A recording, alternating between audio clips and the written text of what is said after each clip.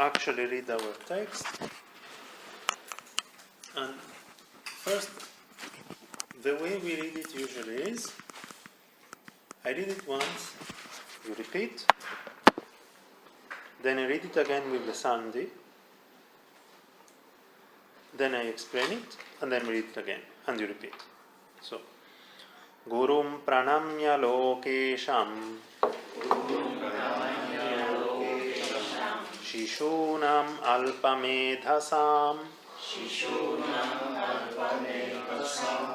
Dharma kirti mata shrutyai Tarkabhāṣā prakāṣyate. So this is the Mangala Ācārya, the auspicious beginning of the text, and it contains first of all namaskriya, bowing and respectful bowing to somebody, to whom? Lokesham, the Lord, Isha of the world, Loka. So what is Lokesha? It's another name for Avalokiteshvara. So Avalokiteshvara is also called Lokesha.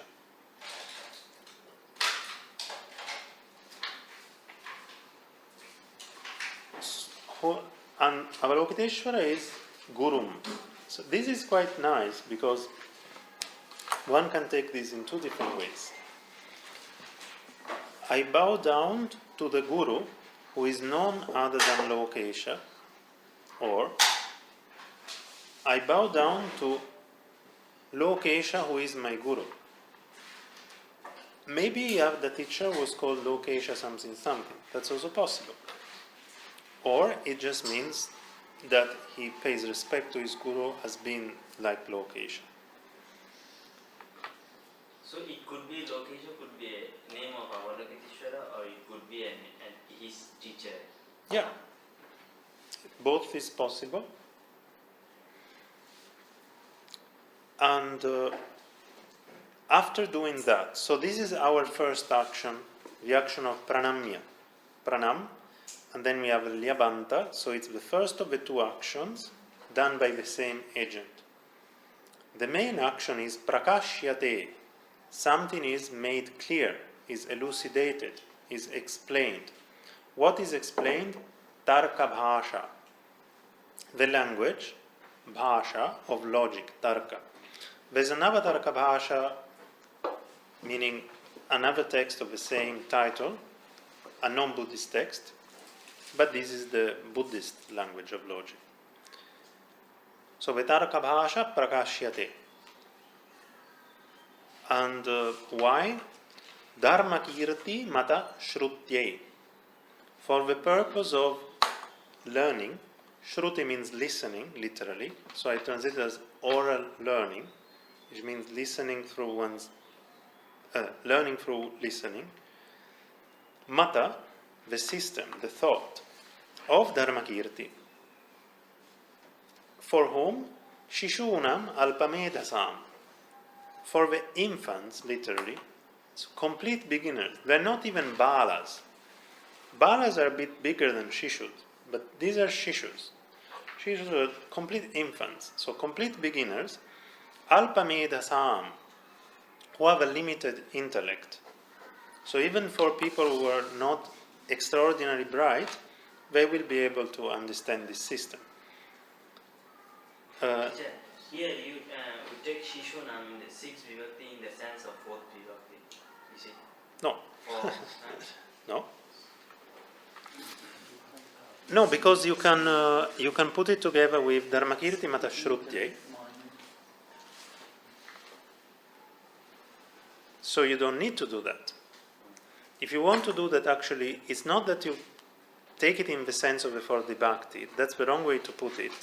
But rather, is that you understand that there is an implied arte.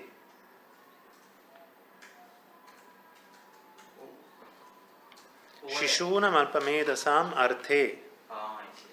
So but you don't think is in the sense of the fourth vibhakti. Of course, tad artya is one of the sense of the fourth vibhakti, But it's better to understand, there's an implied alternative. But we don't need to do that, because we can say, you see, the action of Shruti is done by whom? Shishunam alpamedasam. So this is a Kartari Shashti. Alpamedasam is Kartarisha. Shishunam alpamedasam is Kartari Shashti. Because Shruti is a noun which refers to an action. In that case, the sixth vibhakti can refer to An action. Can refer to? An action. No. Shruti is a noun that refers to an action. When you have a noun that refers to an action, then the sixth vibhakti can refer to, I already told you, Kartari Shashti. It can refer to the agent, or it can refer to the Something done by the agent. object. So, for example, if I say Ramasya darshanam, it can mean Rama's sight in the sense that he is seeing, or seeing Rama. But here, we know without any doubt that it's the agent, because Dharmakirti Mata is the object. You see, so we don't have no problem, no doubt. Okay, so I think you can understand. Yes, okay. You can understand generally the meaning of this verse. After having prostrated pranamya to the Guru Lokesha, Gurum Lokesham, so that the complete beginners who are not especially intelligent may be able to learn the system of Dharmakirti, Shishunam alpamedasam Dharmakirti matashrutyai, the Tarkabhāṣā is being explained, it's being elucidated. Tarkabhāṣā prakashyate. So that's the overall meaning of the verse. So this tells us that it's an introductory text, it tells us what it is about, and it offers a Namaskriya. So this is what usually you will find in Mangalācārana. In the case of Dharmakirti's system, this is especially useful, because many of Dharmakirti's texts are extraordinarily difficult. The Nyaya Bindu is not so difficult. Vada Nyaya a little bit more difficult, but not so much. But when it comes to the Pramana Vartika or the Pramana Vinishchaya, they are amazingly difficult to read. Incredible Sanskrit. Often lots of wordplay or things are said very, very cryptically, so that there's many different ways of interpreting Dharmakirti as well. Dharmakirti himself lamented that nobody could understand it. I don't have it here, I should find it, but there's a very famous verse by Dharmakirti where he says, the gist of the verse is, why did the Creator make a girl this much beautiful when there's nobody to love her? She has no match, so she's so beautiful that nobody can match her. And the commentators, like Anandavardhana, explain that the explicit statement is about a girl, but actually this is not really what he's talking about. He's talking about his own philosophical system. His own philosophical system is so good that nobody understands it. That's actually the topic of the verse. It's a very beautiful verse. There's several verses attributed to Dharmakirti, all of them very nice.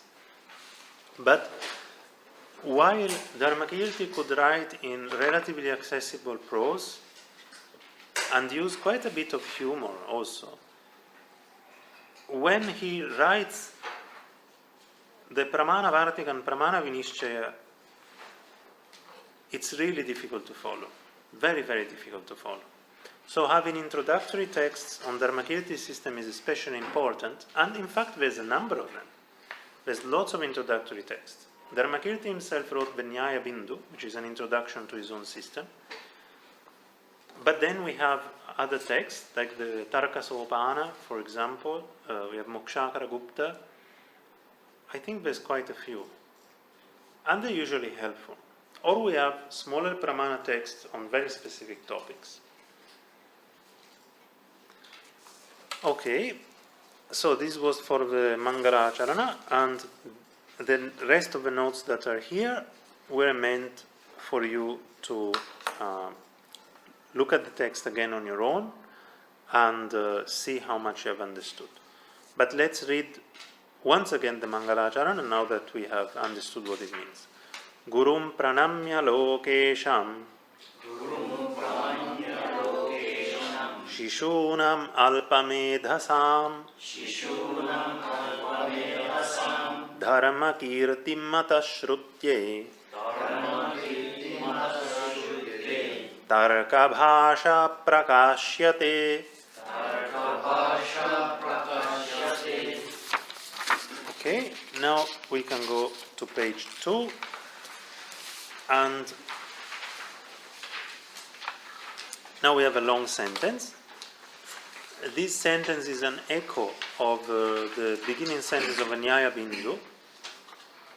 Samyakñāna purvika sarva purushartha siddhir iti tad vyutpadyate. I think that's a sentence. So this is a longer version. And it's an easier version. It's longer but it's more explicit.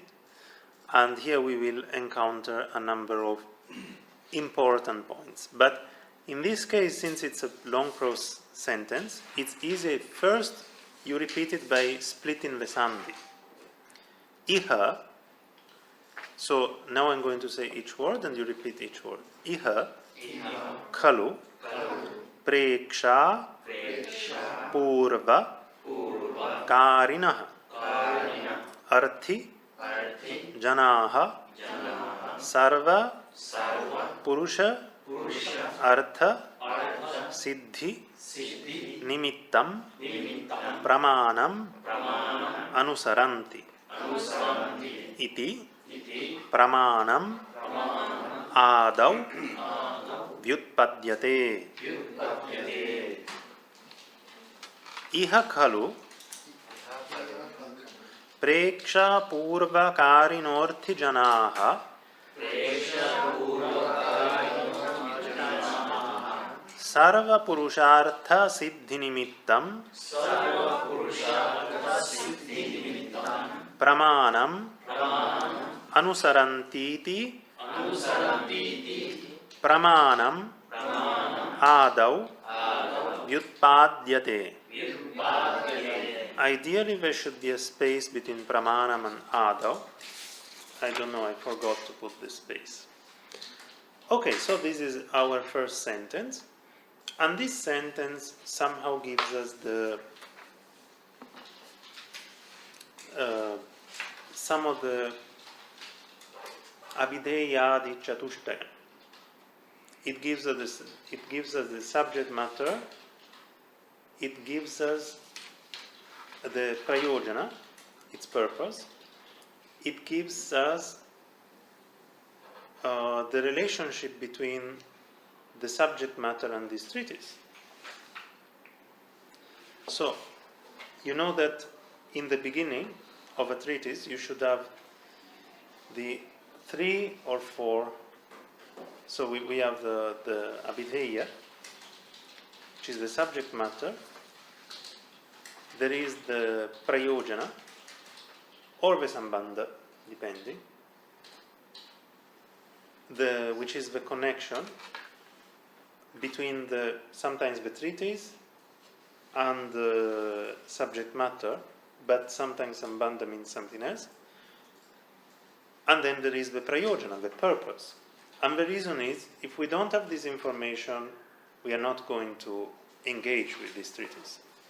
For example, if a treatise has no abhideya, nothing to say, then we don't study. What's the example of a treatise which has nothing to say? The ramblings of a madman. A madman just wrote something, but they're not even complete sentences. It has no abhideya. then we don't read it. Okay, let's say that there is an abhideya, so it's well-formed sentences, but it has no prayojana. So, why do we read it? What's the example? Kakadantiya Shastra. The Shastra about counting the teeth in the crow's beak. That's not very useful, unless you're an ornithologist. So, we don't engage with that, because spending time in counting the teeth in a crow's beak is not going to benefit us in any way. The contention in the case of pramana is that pramana is the foremost of all prayojanas, in a way. And here it tells us why. It's going to explain us why. And the sambandha, what's the relationship between that prayojana and these treaties? Well, it's abhideya vidhana in this case. The treatise is that which expresses the abhideya. I think this is how the sambandha would be understood here. It doesn't mention these things, but I think we should try to read it in the text. Yeah, how are these four called, actually, the technical names? I just forgot. Sambandhadi chatushtayam? They don't have another... There's another name, you're right. Idhama, Prayojana, and Sambandha, and there was...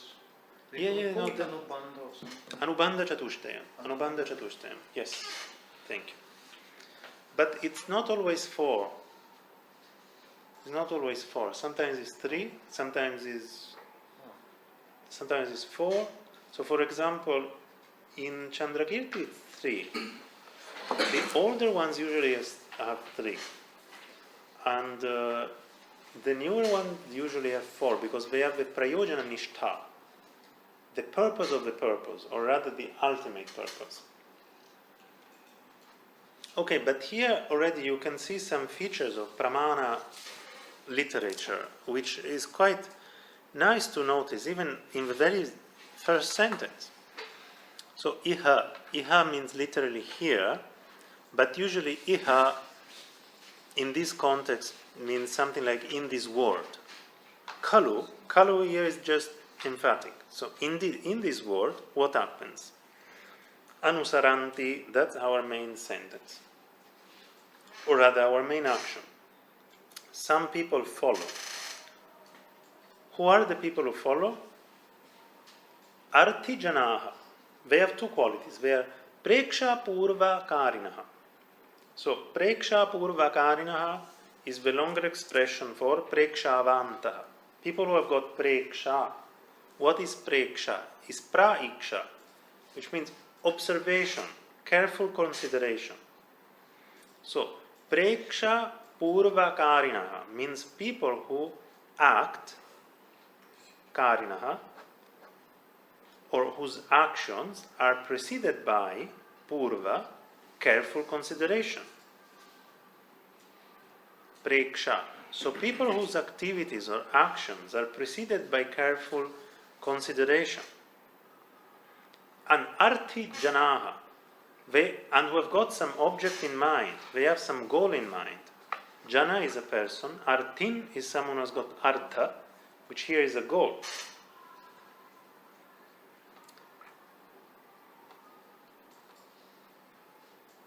Don Jenkyabu. Don or Don Demba? What would it be in Tibetan? Don. Artha is Don. And Don Demba should be Don Demba. The in is translated with Demba, isn't it? Don Demba is Artha Satya. No, okay. No, that's I'm pronouncing it wrongly. Donghan. Donju. Donchen. Jut. Yogin. Naljor. Yes. Naljor Pa. So no, it doesn't work. It's the Chen, probably. It's Chen, right? Don Chen. It should be Don Chen. Don. Chen. Jin. Arthi. Arthi should be Donjen. We can check. And Jana is Kyebu. Yes. Tenjin Kyebu. You probably have found this expression.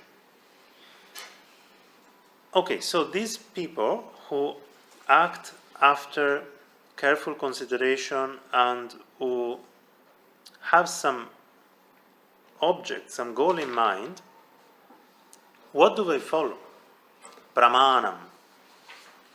They follow pramana, this sound evaluation, this sound way of evaluating or considering things, which is sarva purushartha siddhi nimittam, which is the cause, the nimitta, for the accomplishment siddhi of all purushartha, all the aims of human beings. Purushartha actually is a standard list: kama, artha, dharma and moksha. So there's usually 4 purusharthas: kama or pleasures, artha or interest, like worldly wealth, worldly power, dharma, righteous activities, and moksha or liberation from samsara. So whichever aim one has, pramana is the cause of accomplishing it. So in other words, it precedes all prayojanas. If we are asking what's the prayojana, anything, at least the prayojana. So the prayojana of this text is iti pramanam ādau vyutpadyate. So its purpose is to explain pramana, but the purpose of that is anything whatsoever that one might want, whether worldly or not worldly, one should know pramana. In other words, valid cognition, knowing things in a reliable way, is what allows one to accomplish anything whatsoever. And of course, this system is a Buddhist system, so Dharmakirti will explain this more in detail when it comes to ascertaining the object of meditation. So the point which is made by Dharmakirti is usually in the context of the 3 types of prajna, the 3 types of wisdom or higher cognition. So what are the 3 types? Shrutamayi, Chintamayi and Bhavanamayi. So first there is the wisdom which consists in learning, listening. Then there's the wisdom consisting in reflection, Chinta. And then there is the wisdom consisting in meditation or cultivation. So the question is, why do we need the second? Especially the second. Why can't we just listen a bit and then meditate? Or just meditate from the beginning? What's the problem with that? The problem, according to Dharmakirti, is that meditation must be on Bhutartha, on a genuine point of reference. It has to have a genuine object, because otherwise it has the opposite effect. If meditation is on something false, it increases the kleshas rather than decreasing the kleshas. And how does one ascertain that the object is Bhutartha? Pramana. So the point of pramana, within its Buddhist context, mostly falls within the Chintamayi Prajna, which allows one to ascertain the proper object of meditation. And this theme is usually called Nishchaya, the ascertainment. This is a very important idea. Indeed, just to again refer to the Tibetan tradition, this is emphasized in all Tibetan schools, and in case of more recent Tibetan philosophy, we find Mipa Rinpoche, one of his main texts is called Ngeshe Jomma. Ngeshe is Nishchaya. So, the same idea. That's a good example of usage of pramana. So, somehow one must ascertain a valid object of meditation. That's one of the points that Dharmakirti himself raises up. And he gives an example that if our object is not genuine, we can increase raga, dvesha or moha. We can increase attachment, we can increase aversion, or we can increase ignorance. So he gives 3 examples. One example is a lover has an image of one's own lover in one's mind very vividly.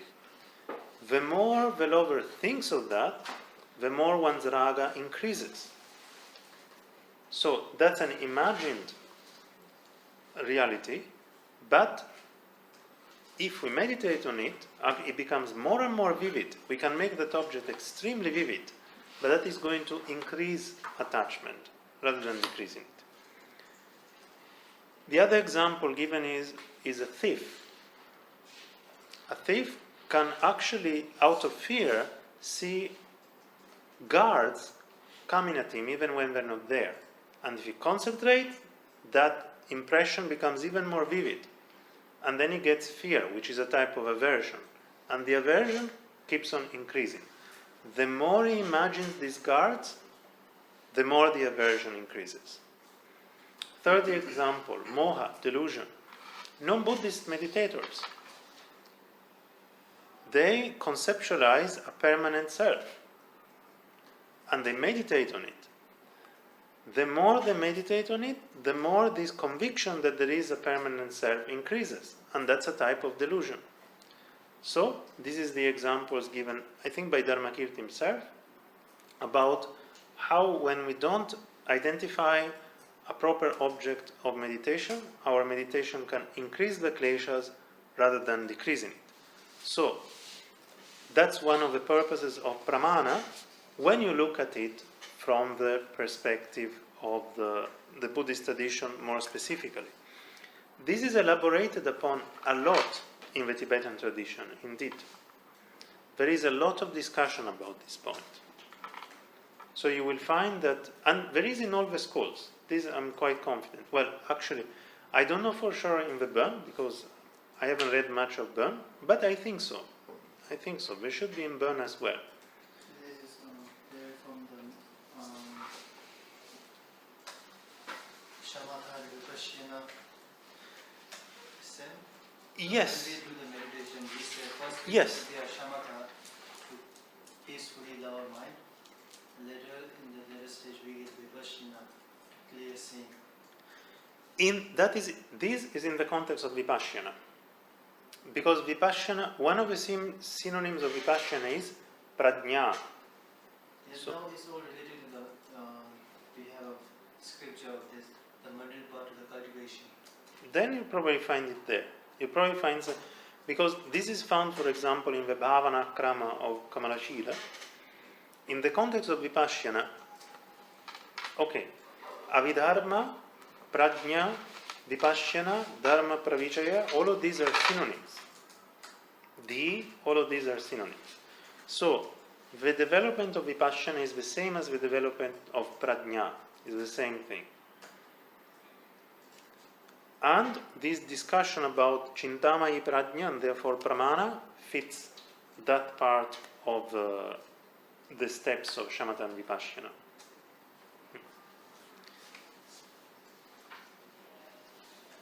So, okay, this was to explain why it is said Sarva Purushartha Siddhi Nimittam.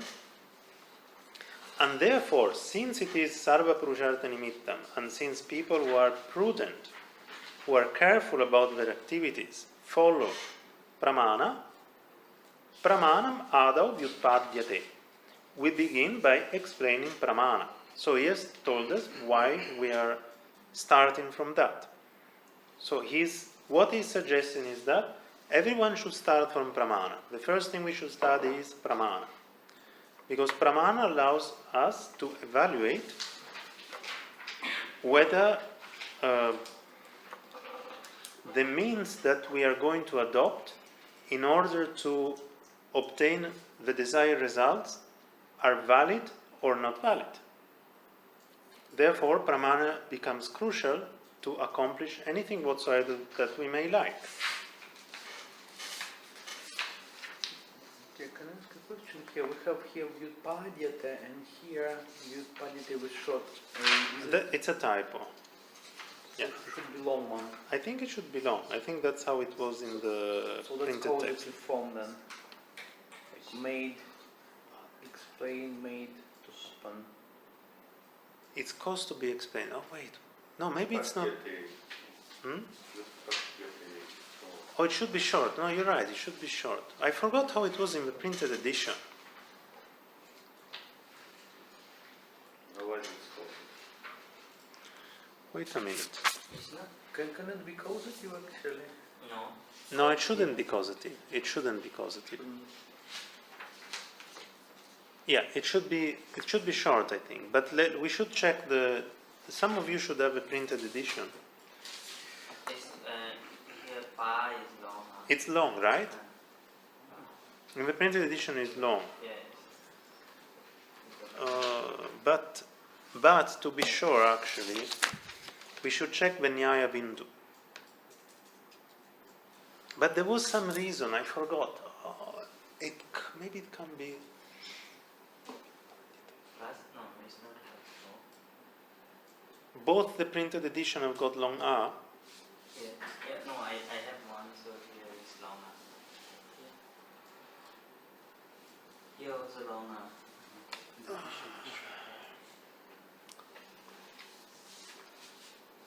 Now I think it makes more sense as a short A, actually. No, wait. It has to be long A because, yeah, to explain, it's vyutpadayat, it's a causative form. So it's okay, it's from the 10th. I think that's why. Actually, the long one should be the right one. So if it is 10, then it should positive then. It's Atmani Basa. It's passive. Passive. It's passive of 10th gana. That's why it becomes vyutpadyate. So I think vyutpadyate actually long is the correct one. It's interesting. And Apta gives an example, Brahma Shabdasya Vyutpadyamanasya. But here the meaning he gives derive traced to a root. That's because vyutpatti is also the etymological derivation. But I think that when one uses this root, it's vyutpadayati. Right. It's from the 10th. That I think that's why it's vyutpadyate. But if we want to be completely sure, we should check Nyaya Bindu. But I think it should be like that. He gives it as a class 4 verb. Class 4 verb. Yeah, Munimulian. Apte also. It doesn't have the causative form anywhere? No, it has. The Nyaya Bindu confirms. Yeah, it has causative, but there is no long R. For the causative? Yeah. Impossible. No, there is. Even. Part, you part. Causative, and then Vyutpadeti. To cause, to arise, to produce.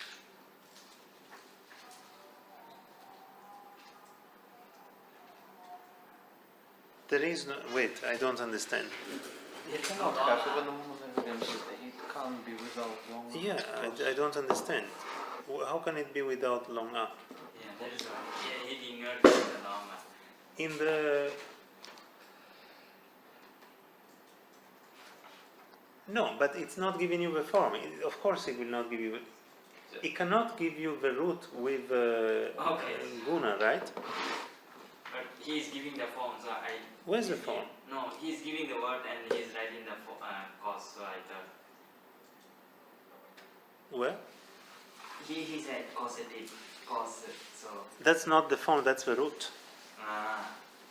That's just the root. Vyutpad is not a form. So, but he in the bracket he put causative. Yes, and is giving you what meaning it has when it's causative. But vyutpad still is just the root. Okay. So it's not wrong. Use, So yes, it should be vyutpadyate. that's right. Vyutpadyate is the right one. Causative, passive, presence. Yeah. Because to explain would be vyutpade. Yeah. So it's fine.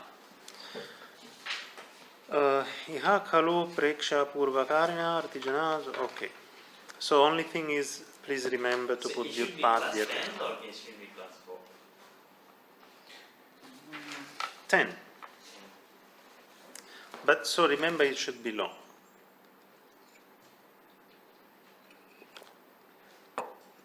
It's more.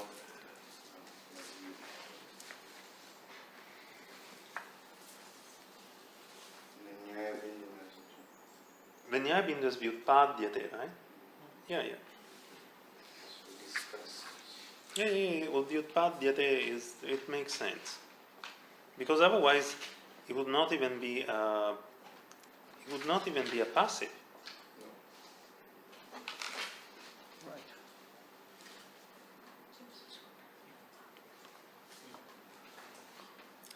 Okay. So this sentence, Sorry, it would Yeah. not be a passive.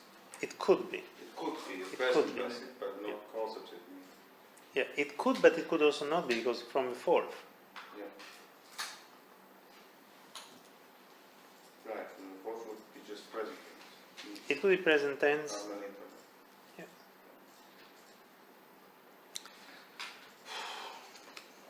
So this sentence was long, but the content was not so conceptually difficult. However, it gave us the importance of pramana. Why should we study pramana? But we don't know what pramana is. So now he has to explain what is pramana, and he gives the lakshana, the definition of pramana. What's the lakshana of pramana? Pramana, so now you say and you repeat, pramanam, samyak jnanam, apurva gocharam.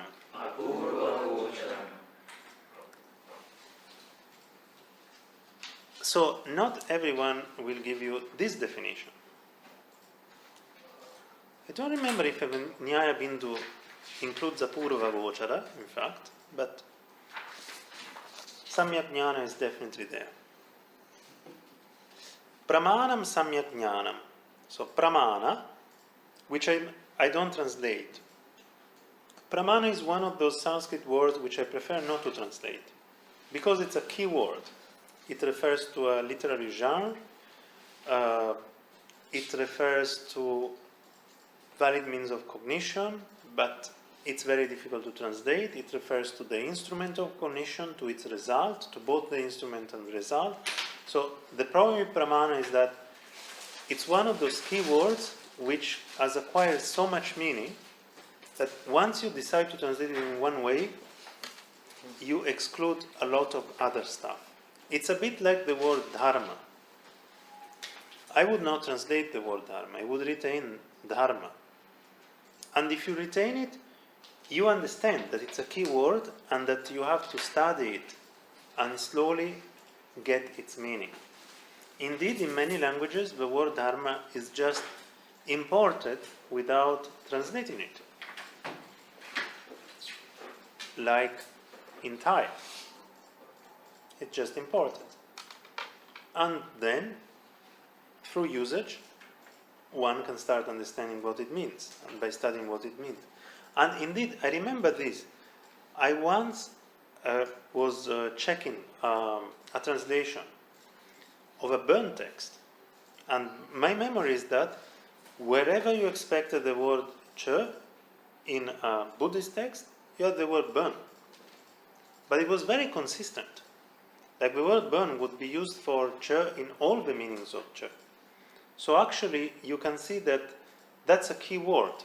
If you just substitute it with one set of sounds, you can sort the same results. So it is such a key word that so many meanings have been acquired there, it's better to retain the same word. So I'm retaining pramana. What is pramana? Samyak jnanam. Right cognition, correct knowledge. I translated as right awareness. Just this is just because jnana, I think, awareness works in almost all contexts, and samyak is etymologically connected to right. Samyak means straight, and right also comes from the idea of straight. So it's right awareness. This is a little bit awkward, but basically means a correct knowledge. Apurva gocharam.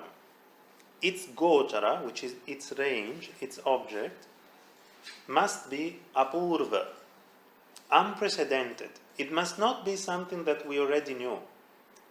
Otherwise, pramana is not pramana. Why? Because it's not a means of knowledge if it gives you a knowledge that you already had.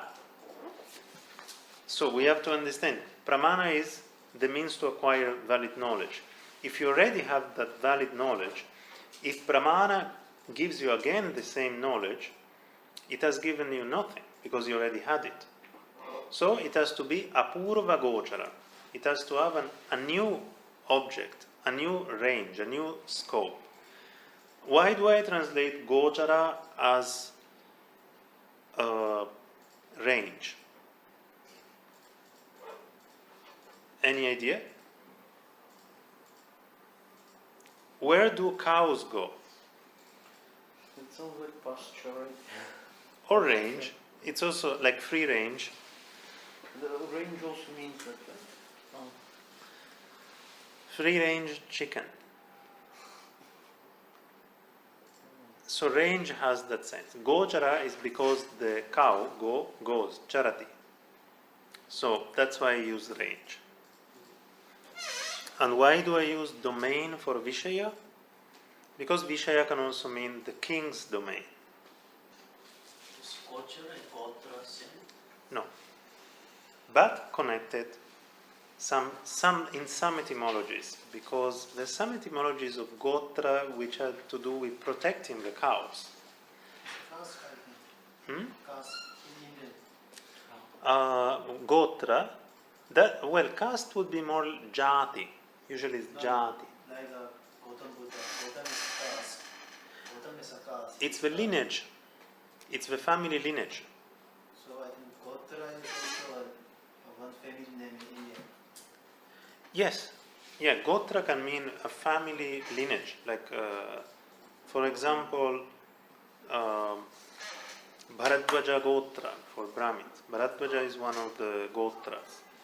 But he was asking not about the meaning, about the etymology. So Gotra and Gochara might be connected etymologically in some explanations of the word Gotra about cows, protecting the cows. But the meaning is quite different. Can't be Gotra is like Gotarati, this one, the crossing of the thread from the Cows cross. what cows cross. So that means what? I'm not familiar with that explanation, but if you know of any text that explains it that way. But we can check the Ācārya. However, for Gochara, I forgot what's the Tibetan for Gochara. Vishaya is Yul. Gotra is Rik. Yes. Goat, but this is not Rik. Gocha. No, Gochara is a synonym of Yul. Yul. It's a synonym. But Yul actually is Vishaya. Vishaya is Yul, Gochara is a synonym, but there's a different word for that. But I forgot what it is. Shejayu? No.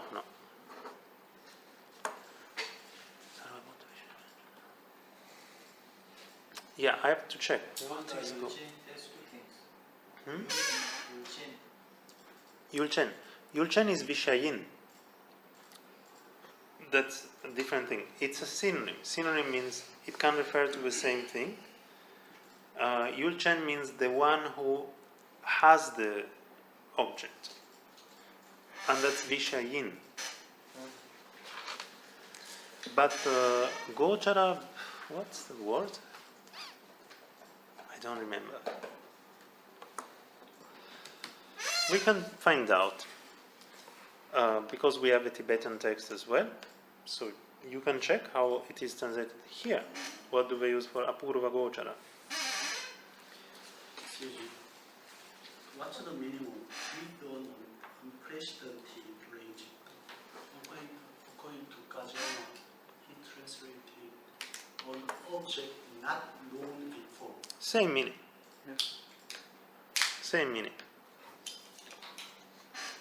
Range, object. Not known before, unprecedented. Read. Hmm? Why read? Where is read? Because its range is unprecedented. It has an unprecedented range. Not of. That's also fine, but usually if it's a range, something is with a range of blah blah blah blah.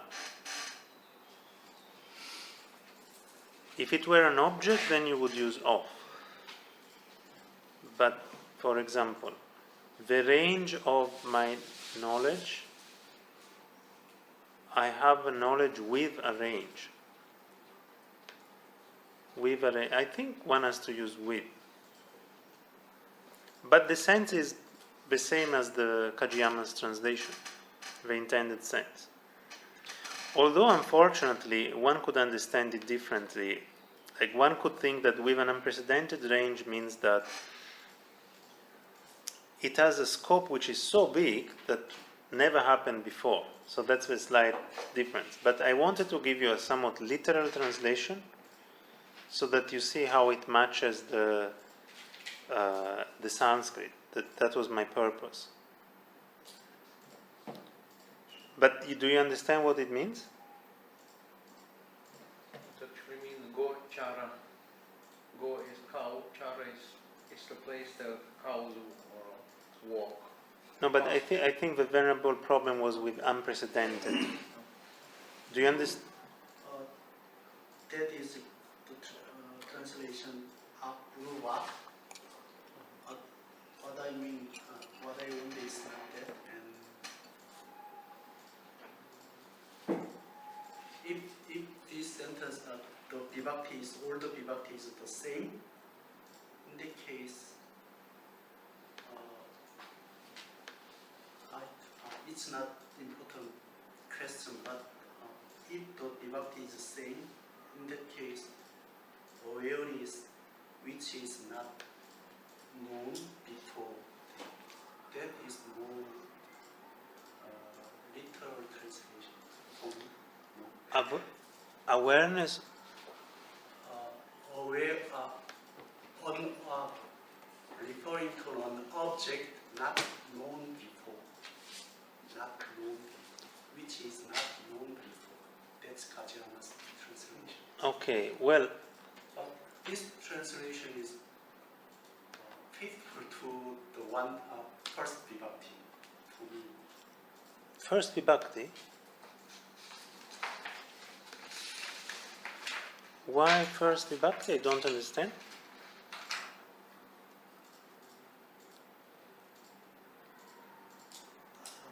It's a bahuvrihi. You see, apurva gochara is a bahuvrihi. You understand that, right? Right? So the range which is not known before. So, apurva gochara is a bahuvrihi, which if you were to split it would mean apurvaha gocharaha yasya. Right? Apurva gochara yasya saha apurva gocharaha. And since it refers to jnanam, it becomes apurva gocharam. So it means, since we have yasya, that it's something which possesses a gochara, which is apurva. That's why I used with.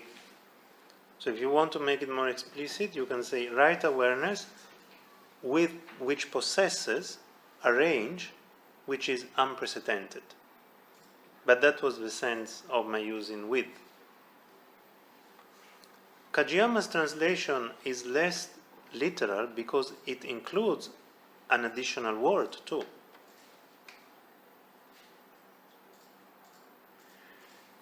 Awareness of an object which was not known before.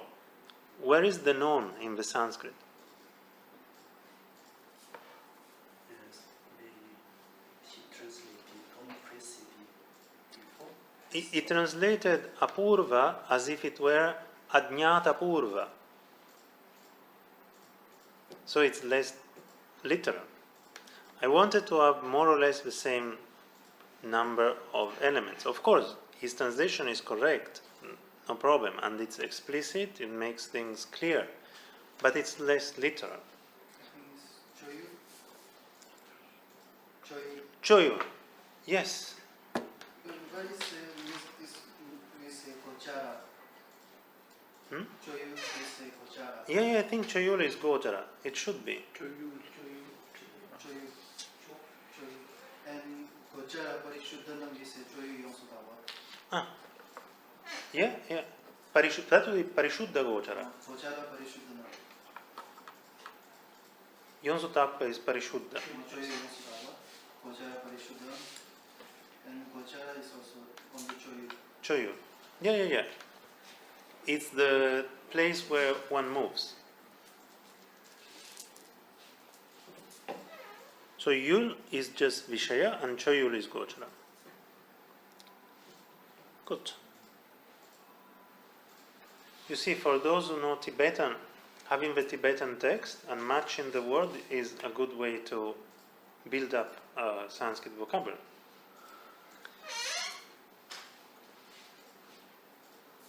Teacher, the Bhava you divided it, yes, how did you break it? I forgot. Apurvaha gocharaha yasya saha apurva gocharaha tat apurva gocharam.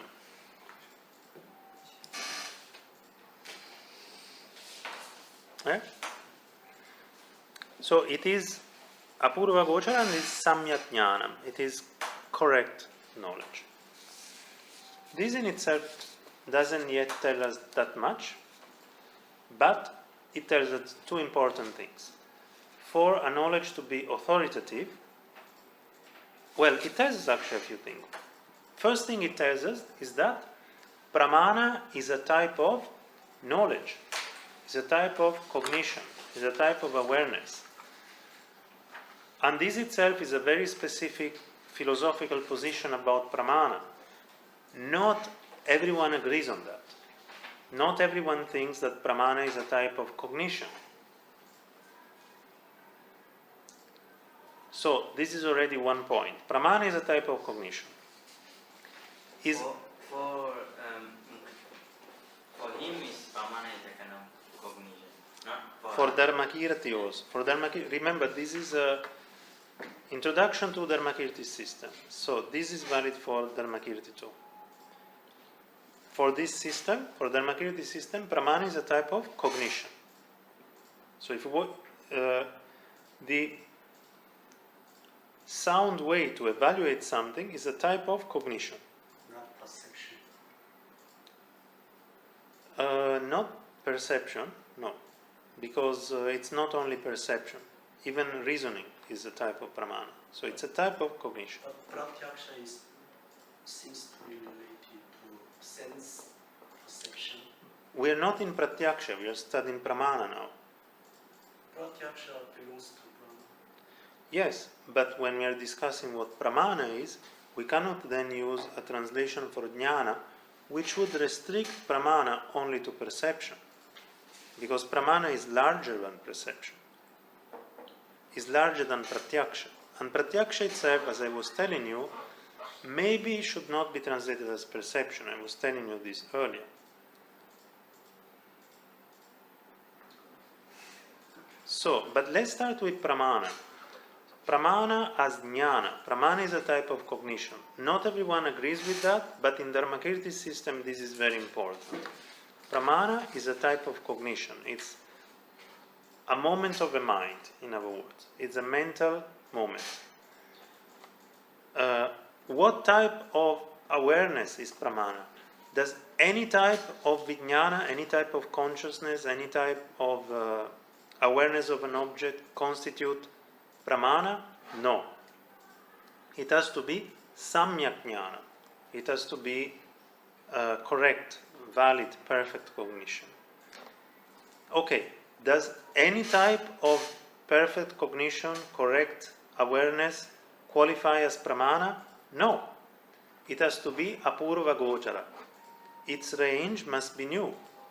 It must tell us something new. It must perceive something new. Otherwise, it's not a means to acquire knowledge, because we already had that knowledge. So these are the three main features. It's a type of cognition, it's only correct cognition, and it's only that type of correct cognition which refers to something new. So this is Sorry, what... I didn't get that part. Which part? Apurva gochara. What does he mean, something new? It means that if you once again have an inference about something that you already know, that inference gives you no new knowledge. And therefore it's not a means to acquire valid knowledge, because you already had that valid knowledge. One could also take it in a spatial sense, perhaps. You need that which is not in front. Therefore you need pramana, otherwise you can use pratyaksha. That's also an interpretation which might be possible. Wait, no, but pratyaksha falls within pramana. Pratyaksha is one of the two types of pramana. Okay, right. So you would limit the sense, that's true. yeah. Maybe some Logika example can be about. If you have an inference which tells you that there is fire on the hill because there is smoke, the first time you do it and you have the ascertainment, that's pramana. If you do it again, it's not pramana anymore, because you've already done it, you already know that there's fire on the hill. So it has to give you a new knowledge. If its object is something that you already know, it's not pramana, because it's not, then it doesn't produce anything. You already have that knowledge. It's just as simple as this. It has to give you a new piece of information. Right, the spatial thing would only work for anumana, right? Yeah. So basically in the world that we know, where we are not using pramanas, it sounds, because we know it. When we know something already, but know here means not just we think we know. We really know it. We have a valid ascertainment. So it's not the question of, I think I know something. No. You have an ascertainment of something, which is either through an actual direct perception or through a valid reasoning, which has got the linga trairupya, the three characteristics of the inferential mark. If that's already done, that's it. You don't do it again. Otherwise, it's not pramana. It's not something too esoteric. It's a very simple idea. What's pramana? What produces valid knowledge? If you're referring the same pramana to something that you already know, it's not producing any knowledge. You already have it. So it's just a very simple idea. It's not... what's pramana? A valid knowledge producer. Okay? If you already have that valid knowledge, it's not producing it because it's already there. So I don't think it's too complicated of an idea. It's just embedded in the definition of pramana. Since pramana is what produces valid knowledge, it has to make you know something new.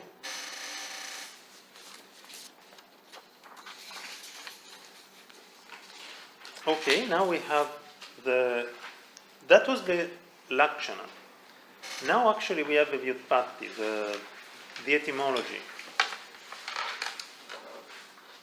So this is explaining the lyut pratyaya. So the word pramana is formed with a lyut pratyaya.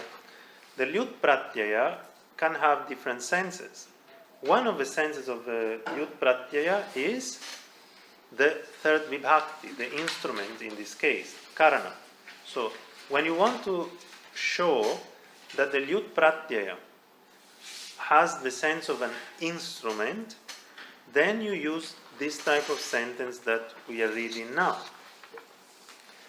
Pramiyate, so please repeat the word, pramiyate, artaha, anena, iti, pramanam. Pramiyatertho neneti pramanam.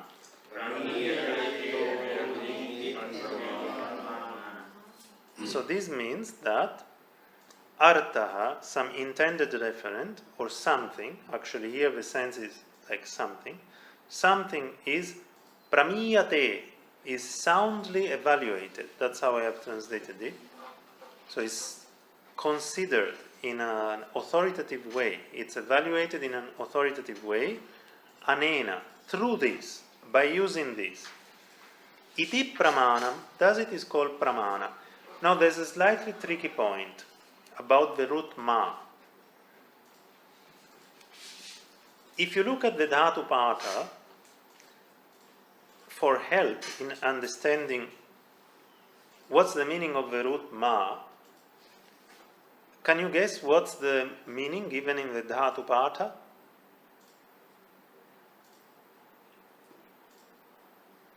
There's two meanings. One which is not really relevant here is pujayam, maybe not so relevant.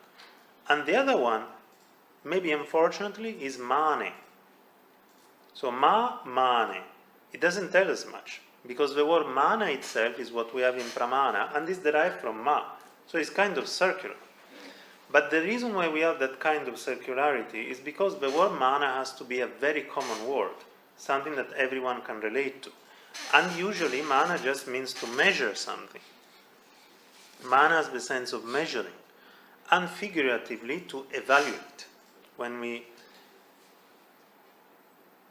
measure, we size up something, or we evaluate. So here the idea is to evaluate. Pramiyate anena, something is evaluated through that. We decide. We can ascertain whether it is in one way or the other. So that's the meaning of pramana. Pramiyate artaha anena iti pramana. So that is our grammatical explanation of pramana.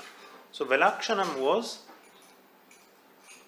pramanam samyak jnanam apurva gocharam. And the definition, the grammatical explanation is pramiyate anena, pramiyate artaha anena iti pramana. Okay. And now he puts the two things together. He puts our definition and grammatical explanation together. So we have the next sentence. Again, first I read word by word. Tat eva samyak jnanam sandeha viparyasa dosha rahitatva. Tadeva samyak jnanam sandeha viparyasa dosha rahitatva.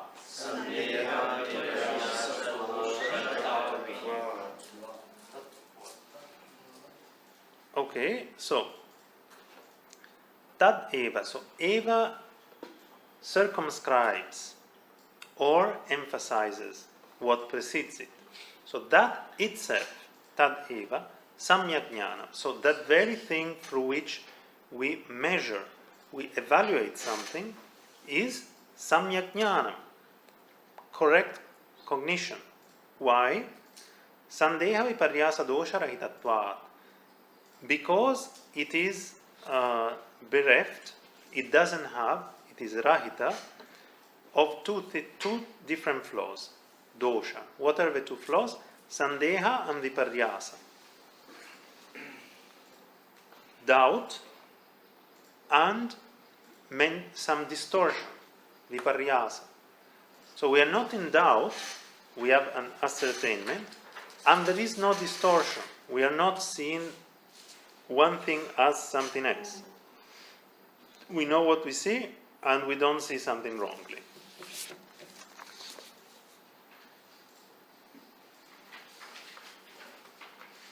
And now he explains why. Why is it so? And he introduces another idea. Again, I have translated it a little bit literally, although in English we do not usually employ the same figure of speech, but I think you will understand it. And I will explain it a bit, so it should be okay. So now we read word by word. Avisambadakam jnanam loke samyak jnanam abhidhiyate. Avisambadakam jnanam loke samyak jnanam abhidhiyate. So, loke means in the world. Avisambadakam jnanam, a knowledge which does not break its promise, that is, which does not break its word. So, what does it mean? It means that we have a certain cognition, we go and check and we get the same thing. So, for example, I see a cup, I go to touch this cup and I get a cup. I see some tea, I drink it, and it tastes like tea. So my seeing of the tea is avisambadaka. It doesn't betray itself. It conforms to its own promise, its initial promise. So that's why I have translated as it doesn't break its word, a little bit literally. But that's the idea. It conforms to what we'll get later, conforms to what we have in the beginning. There's a little trick in the case of pramana. He will have to explain what it means. But this is what in the world is considered to be correct or right knowledge. What is it that we consider to be right knowledge? It's when our knowledge allows us to obtain what we want. So the knowledge that confirms to its initial promise. You see water, it means if you go and drink it, it should satisfy your thirst. That is avisambadaka. If you drink it and you become more thirsty, then you think, oh, it wasn't water. My initial cognition was wrong. So, that's the idea.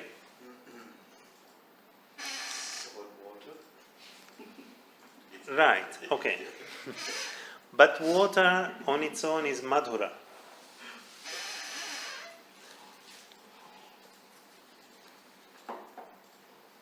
And now he puts this together with what he said earlier. Na cha samshaya viparyasa jnanayoho a visambadakatvam asti. Na cha samshaya viparyasa jnanayoho avisambadakatvam asti. So, and there is no quality of not breaking their words in case of cognitions which have got doubt or viparyasa. I've translated as consists in, but actually I'm thinking it would be better to translate it as accompanied by.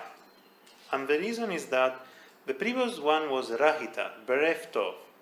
So out of a parallel, it would be better to understand that this is kind of a madhyapadalopi, a samasa where a word in between has been dropped.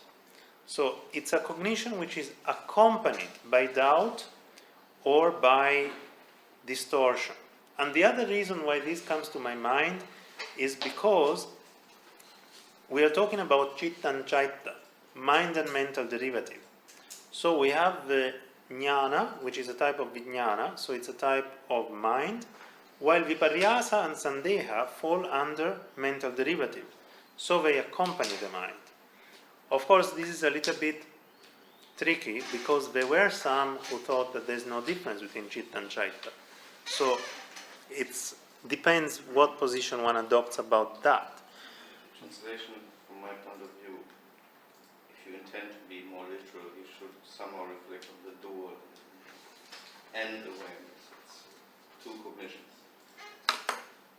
Ah, yeah, you're right. I forgot. Sorry, but if you want to be literal. Yeah, I forgot about that. But of course, this also means an awareness that consists in doubt, or an awareness that consists in distortion. So, but I think there is a way. Maybe I'll try to make it even more literal, because that might be better. Thanks. But I think also for consists, I have reported this in my analysis of a compound, that it could be, I think I did it. Yeah, Madhya Padalopi. And here I have Lopa of A, so it's Madhya Padalopi. The A is missing. Exactly at the middle of the word, actually. That's Mattia Ācārya. yeah, but exactly in the middle.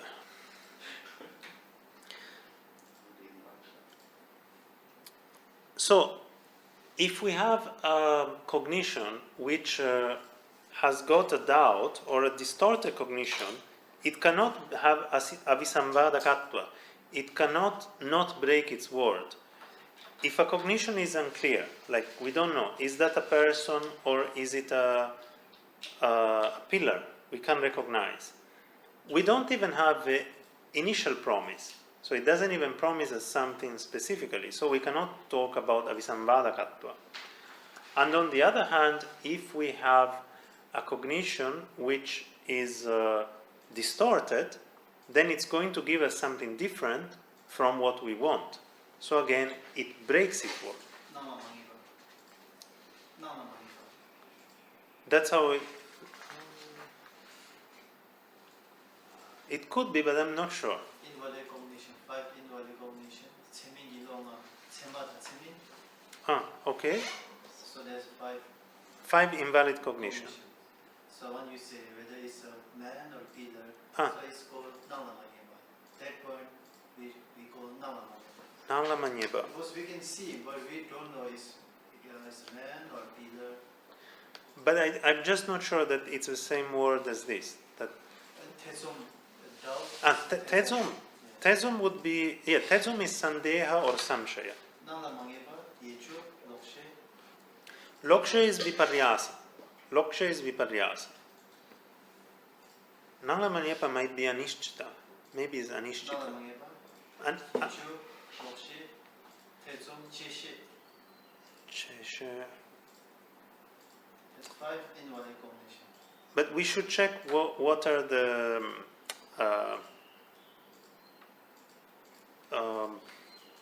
corresponding Sanskrit words. I wonder where that comes from. Nauyana. Because there is one list also, which includes even going by boat. Is it the same list? Do you have anything about boats in that list? No, It's a different one. different. Okay, well, we should check what these 5 are in Sanskrit. And then we can find out where exactly it comes from. But here it just... What is the pada which is omitted? Samshaya Viparyasa Sahita. Okay, but that one could explain by making the compound, or taking it as a compound in the compound. I don't know. Would that be possible? A No, compound actually, in no, we would need then the first part, something before, to have it as a probably jnana, which has. It could be sat samshaya viparyasa. That's still a Bahubhrihi. And yeah, but the Sa is not there. So it's not Madhyapadaropi, but But that would be, I could understand that falling out or dropping. dropping the That Sa. could be something which has gone wrong in the transmission. No, it's perfectly okay. Samshaya viparyasa jnana is okay, and I think we don't need to amend the text. No, me neither, I don't think so. But I'm saying that we understand that it could really mean something accompanied by. Because you see earlier we had Rahita. Yeah. So it might be better to understand that the jnana itself is accompanied by this. But it's a little bit a moot point, because there are some sautrantikas for which there's no difference in citta and chaita. So in that case, the problem doesn't arise. But that's not the usual position. So in that case, maybe it's better to understand it as accompanied by. And it is possible. It would not be so strange to have a Madhyapadalopi for this kind of expression, I think. Teacher, if you say Dharmakirti is Sautantrika, then but he follows. I didn't say that. No, I mean, if they are following their tradition, Sautantrika tradition. Who? Dharmakirti. I didn't say that. You said. He was just giving a theoretical example. It was not a statement about Dharmakirti. I said, in the Sautrantika there are some who say this. Dharmakirti's position is complex. As I said, usually is interpreted as Yogacara, either Sakara or Nirakara more rarely, sometimes as Madhyamaka, but Dharmakirti is known to have, how do they call it, the sliding scale, which means that he actually writes most of his philosophy at, so to speak, a Sautrantika level. So, even his Yogacara is quite special, because it's a Yogacara without the Asamskrita. But, let's say, if Dharmakirti is a Sautrantika, let's say, let's start from that, then what's the problem? Because they are following Vasubandhu. So Vasubandhu, he seemed to have gone to Yogacara. So would his disciple go back to Sautantrika again? You have to ask them. How am I supposed to know? That's a really weird question. Yeah. Why not? There are such cases. I don't see a big problem.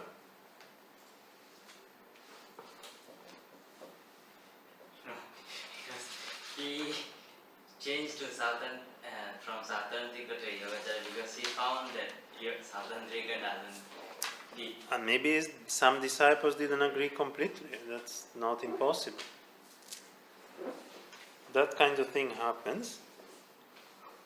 Otherwise, well, who were Ratnakara Shanti's teachers and students? They didn't necessarily agree. There are such cases.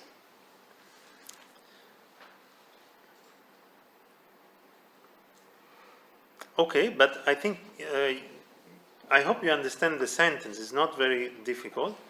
Na asti, there is no, avisamvadakatvam, quality of not breaking one's word, quality of keeping one's promise, samshaya viparyasa jnanayoho, for these two types of awareness, which have got either doubt or a distortion.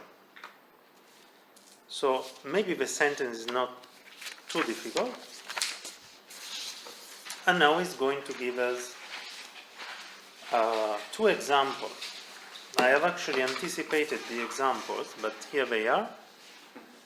Yatha sthanuhu va purushaha va iti jnanasya marichikasu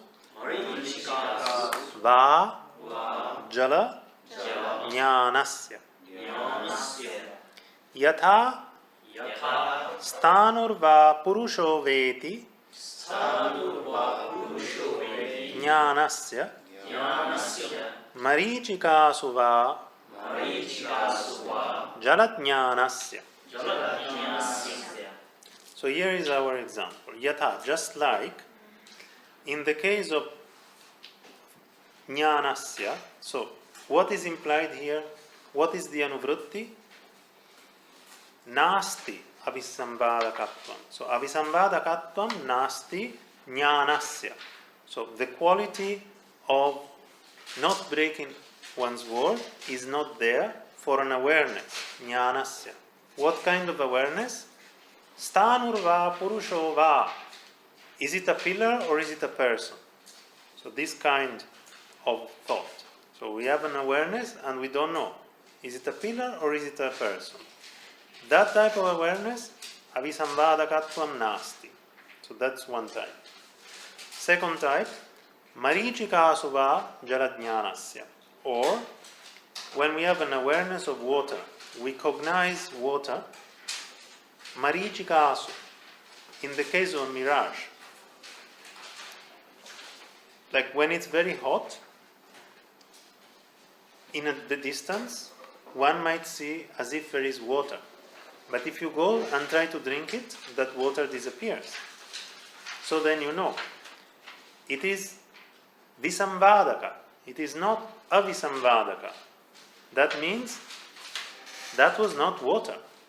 My knowledge was wrong. So that's the idea.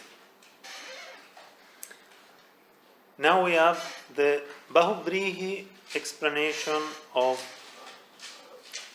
Apurva Gochara, and there should be here actually a avagraha sign rather than the a. So this is a mistake. There's a typo. There should be an avagraha. Apurvo gocharo syeti apurva gocharam. So apurvaha gocharaha asya iti apurva gocharam. So apurvo gocharo syeti apurva gocharam.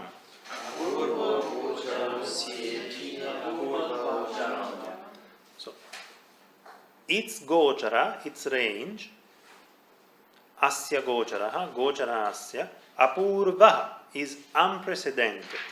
Iti, thus it is called apurva gocharam, something with an unprecedented range, with a new range. With a range which is new. So this is just the way to tell us that this is a Bahubrihi compound. But what is this Gochara? Can we have an explanation of Gochara? Yes. Now we are going to have a synonym and an example. Gocharaha Vishayaha Ghatadihi Gocharo Vishayo Ghatadihi.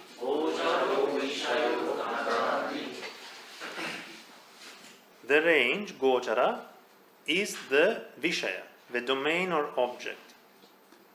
Just like a pot, Ghata, etc. Adihi. So, synonym of Gochara is Vishaya. Domain. The domain where the awareness operates. Such as a pot, etc. Ghata, Adihi. So Ghata, Pata. Ghata is just an example of an ordinary object. Something that one perceives regularly. Usually it's Ghata Pata. A pot and a piece of cloth. Very ordinary objects. So ordinary objects are what are meant by Vishaya or Gochara. The range of the awareness. So whether we may have a direct perception or we might infer the existence of a pot somewhere, then the pot is the Gochara of our Samyak Jnana, of our correct knowledge. And if it is a new Gochara, if we hadn't already known it, then it becomes then it becomes pramana, exactly, because pramana is a purva gochara. Not all samyak jnana functions as pramana. Okay, and now he rounds it up. So he had said something in the beginning, now he broke it down, and now he puts everything together with the last sentence. Tasmat Tasmat utpannam Utpannam tad Tad artha Artha prapana Prapana yogyam Yogyam jnanam Jnanam pramanam. Pramanam Tasmad utpannam tadartha prapana yogyam jnanam pramanam. Tasmat Utpannam Tadartha Prapana Yogyam Jnanam Pramanam. Okay, so a type of awareness, jnanam, which has arisen, utpannam, from that, and from that means from that apurva gochara, from that unprecedented range, tadartha prapana yogyam, and which is yogyam, it is fit to make one obtain, prapana, it's the causative of prap, tadartha, that object. So let's say that we newly recognize a pot. If that awareness is capable of making us obtain that pot, then it is pramana. But it's yogya. Yogya is an important word because the awareness is capable of making us obtain that pot. So it's a necessary condition for us to obtain the pot, but it's not a sufficient condition. Why? Because what if I don't want the pot? If I perceive a pot, it's a new piece of information, but I don't want the pot. I don't raise and pick it up. Then I don't get the pot. Or what if something happens in between? I want to get the pot, but when I raise to get the pot, there's a phone call. And when I go to answer the phone, a thunderbolt destroys the pot. Then I don't get the pot. But it's not the fault of the awareness. The awareness was okay. The awareness was fit for me to get the pot. But something happened in between. I got busy and the pot got destroyed. So, yogya is an important word. Because otherwise, the only type of knowledge which is pramana is when we actually go and get what we want. Which doesn't always happen. So, you can see that the definitions usually are careful. None of the words that are employed are gratuitous. They have a purpose. And actually, you will discuss this idea of yogya later on, because there are objections. Very often the definitions add words because they respond to objections. Indeed, usually there's two ways of creating lakshanas. Sometimes you already give a complete lakshana. A lakshana, a defining trait, a definition, which is in itself complete and perfect from the beginning. The other way is to start from a slightly incomplete one, then you bring in a hypothetical opponent. And the opponent said, but what in this case? This definition doesn't really apply to this.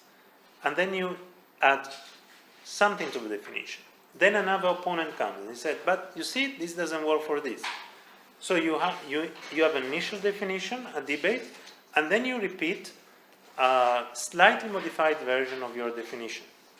This is also one possible way of philosophical explanation in Sanskrit. It's a little bit less common, but there are texts who use that as well.